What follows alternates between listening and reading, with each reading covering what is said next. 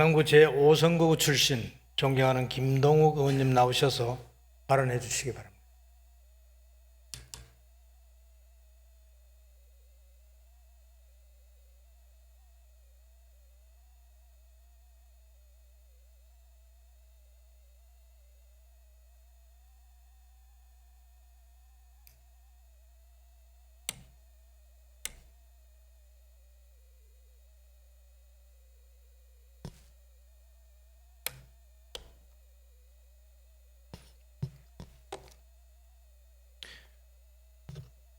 네, 존경하는 서울시민 여러분, 김영기 의장님을 비롯한 선배 동료 의원님 여러분, 오세훈 시장님과 조희연 교육감님, 그리고 관계 공무원 여러분, 안녕하십니까? 강남구 제5선거구 국민의힘 김동욱 의원입니다.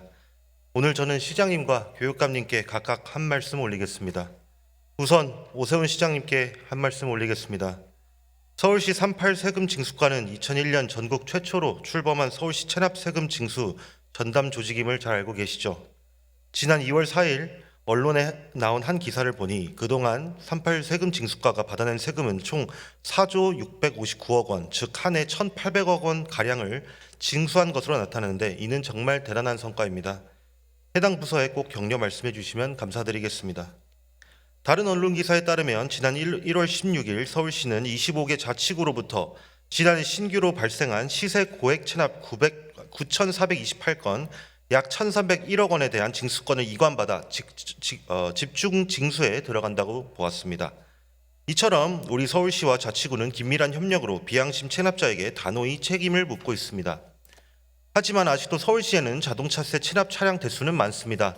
우리 서울시에서 작년에 언론에 밝혔던 것처럼 작년 2월 기준 서울시 자동차세 체납 차량 대수는 약 26만 대로 서울시 전체 등록 차량 대비 약 8%입니다.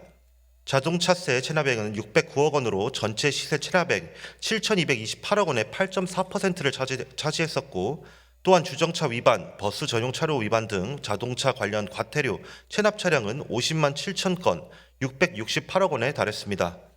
우리 서울시뿐만 아니라 안산, 울산, 고양, 오산시 등 많은 지자체가 불법 및 체납 차량에 대한 철저한 대처를 하고 있습니다. 울산광역시 남구의 경우 기존 체납 차량뿐만 아니라 대포차까지 족쇄를 채우고 있습니다.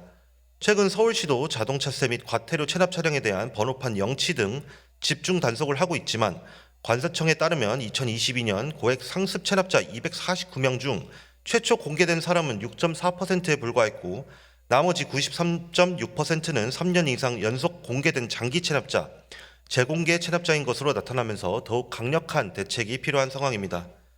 여태 말씀드린 모든 내용을 참고하셔서 비양심, 불성실 체납자, 고액 및 상습 체납자에게 더욱 책임을 묻고 이들의 명단 공개와 징수 활동에 대한 실효성을 높일 방법을 강구해 주시길 당부드리겠습니다.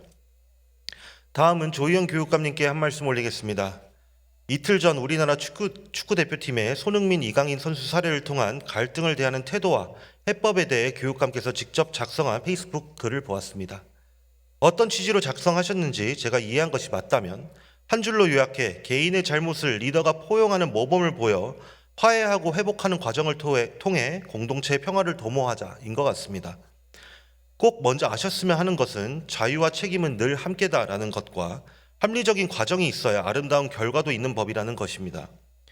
한 사람이 다른 사람에게 잘못을 저지른 뒤 둘의 갈등이 화합으로 변하려면 잘못을 저지른 사람이 본인의 잘못에 대해 먼저 사과를 하고 그 뒤 사실관계를 확인해 옳고 그름을 가려 그 결과로 합당한 처벌이나 조치를 받고 마지막으로 피해를 입은 자가 피해를 입힌 자를 용서하는 것이 합리적인 과정이라 생각합니다. 그렇다면 앞서 말씀드린 과정 없이 리더에게 포용을 종용하는 것은 그 리더에게 가하는 또 다른 폭력으로 비춰질 수 있지 않을까 우려스럽습니다. 또한 작성하신 페이스북 글에 축구에 대해 잘 모르는 제가 감히 축구대표단 이야기를 하는 것도 실은 학교에 대한 고민을 나누기 위해서입니다 라고 하셨는데, 그렇다면 학교에서 학생 간 학폭 사건이 발생하면 피해자가 나서서 먼저 사과하고 그 갈등을 풀어야 하는지요? 아니면 최근 전북에서 발생한 사건처럼 서울에서 리더격인 스승이 일부 학생으로부터 살해 협박을 받아 방검복을 입고 학교에 출근해야 하는 불미스러운 일이 발생한다면 이 또한 리더가 무조건적인 포용을 하는 모범을 보여야 하는지 교육감님께 되묻고 싶습니다. 개인의 행동은 권리고 자유지만 그 행동에는 분명 책임이 따릅니다. 1925년 노벨 문학상을 수상한 조지 버나드 쇼는 자유는 책임이다. 그래서 대부분 사람은 자유를 두려워한다고 했습니다. 약 100년 전에도 그리고 지금까지도 자유를 원하는 자가 있다면 그에 상응하는 책임도 꼭 먼저 다해야 할 것을 기억해 주시길 당부드립니다. 이상 5분 발언 마치겠습니다. 경청해 주셔서 감사합니다.